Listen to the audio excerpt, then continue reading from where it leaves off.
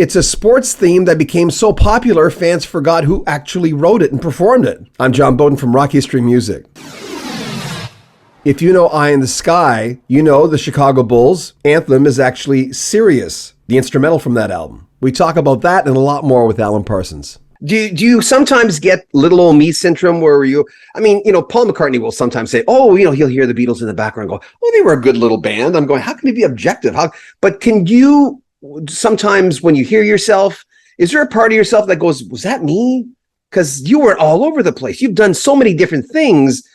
It's like a radio guy who does every shift at a radio station. You were kind of like that. Do you get that at all? Or can you have perspective on listening to your stuff? I mean, that's a loaded question. There's a lot of things in there, but.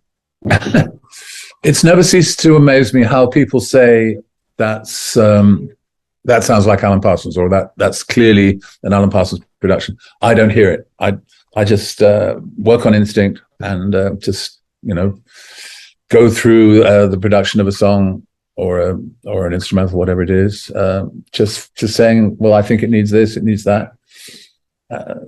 But I really don't. I don't know why I seem to have this mysterious identity in the work I do.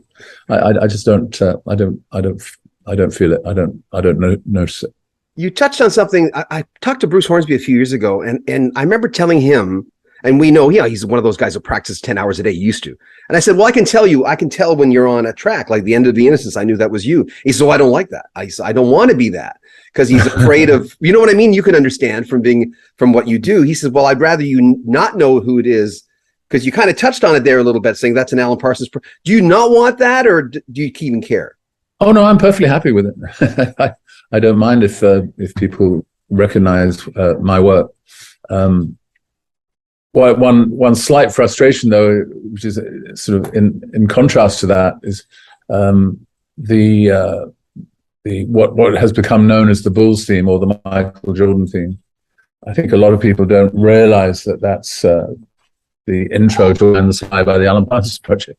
It's just become known as an anthem for sports events, But that's getting better. People over the years, people have realized that it is one of mine. So, well, now and then there's a song that's bigger than that. That has gotten a life of its own, though. That's Sirius you're talking about, right? Yeah, yes. Yeah. It's got a life of its. It's like it's on a whole other planet almost. It's like it's went out of your universe and created its own universe or something. By the way, did you ever know what the projects were about when you played on them? Did you ever know? Like, did Alan ever tell you, oh, this is about this, or this is about? No, well, when I did It Wouldn't Want to Be Like You, and he kind of he did that sort of live ADT on it to make it sound robotic a little.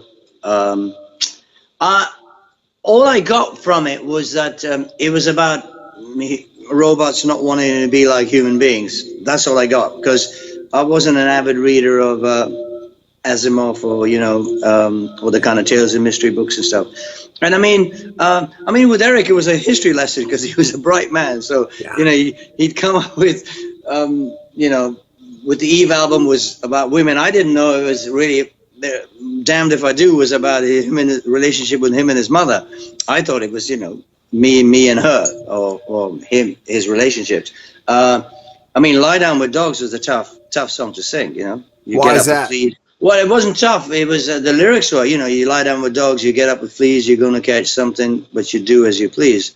And I heard later that there was a lot of people in the States that ladies were burning the album because of the derogatory nature of the lyric. We got that back in England. Obviously the PR was hundreds of thousands album burnt in America, buy some more and burn them. Yeah. Somebody else had asked that, would there ever be, and I know you've worked with newer artists, an Alan Parsons album with only new artists? You mean people that have never... Well, people you and I aren't supposed to be listening to, because people always say that. Do you mean singers, or every musician as well? And either or, and or. It's a possibility, I guess. Okay. Okay. Well, I mean, Tommy Shaw had never appeared with me before, nor had Joe Bonamassa. I think there's always going to be, as long as I'm making records, there's always going to be new blood coming in. Yeah. We'll have more from Alan Parsons coming up in the next 2-3 days. This series will also feature older clips from our first interview with Alan about a year ago, and clips from not the most used singer for Alan Parsons, that was Eric Wolfson, Alan Parsons' partner, but Lenny Zacatec, who sang a lot of their popular songs. We talked to him a couple of years ago, and we thought we'd fit some of those clips into this series.